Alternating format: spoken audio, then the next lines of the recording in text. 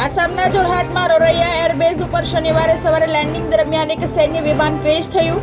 આ દુર્ઘટના ત્યારે થઈ જ્યારે વિમાન એરબેઝ ઉપર ઉતરવાનો પ્રયાસ કરી રહ્યું હતું. દુર્ઘટના બાદ તેમાં આગ લાગી ગઈ અને તેમાં 2 ટુકડા થઈ ગયા હતા. સુરતમાં નાસિરનગર ભૂતિયા ડેમોલેશનમાં એસએમસી કમિશનરને દિલ્હીનું તેડું. પીએમઓની એન્ટ્રીથી ગાંધીનગરથી દિલ્હી સુધી ફફડાટ. પ્લાન પાસ કરાવવા રસ્તાઓનો વિવાદ અને એસઓજી મનપાના અધિકારીઓનો કારસો. ગુજરાતમાં કાળઝાળ ગરમી યથાવત. બાકીના રાજ્યોમાં પ્રી મોન્સૂનની અસર. 16 જૂનથી વરસાદનું જોર વધશે. એમપીમાં વાવાઝોડાથી 4 લોકોના મોત. યુપીમાં રસ્તાઓ ડૂબ્યા. લખનૌમાં દિવસે અંધારું. રાજકોટમાં સાંઢિયા પુલનું લોકાર્પણ કરી ડેપ્યુટી સીએમ હર્ષ સંઘવી ખોડલધામ ટ્રસ્ટના ચેરમેન નરેશ પટેલના ઘરે પહોંચ્યા હતા. નરેશ પટેલ અને સંઘવી વચ્ચે અડધો કલાક બંધ બારણે ચર્ચાઓ ચાલી. ખોડલધામ ચેરમેને કહ્યું માત્ર સામાજિક ચર્ચા. અગાઉ નિવૃત્તિના સંકેત આપ્યા હતા.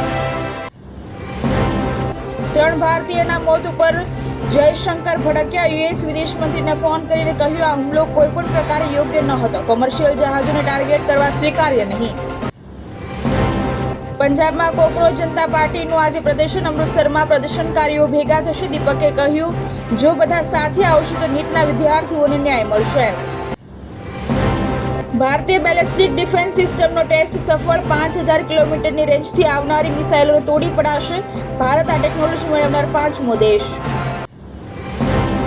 વડાપ્રધાન નરેન્દ્ર મોદી 13 થી 18 જૂન સુધી ફ્રાન્સ અને સ્લોવાકિયાના પ્રવાસે રહેશે. વડાપ્રધાન બન્યા પછી મોદી 7મી વખત ફ્રાન્સ જઈ રહ્યા છે. 13 થી 14 જૂને નીસ શહેરમાં રાષ્ટ્રપતિ ઇમેન્યુઅલ મેક્રોન સાથે દ્વિપક્ષીય વાટાઘાટો કરશે.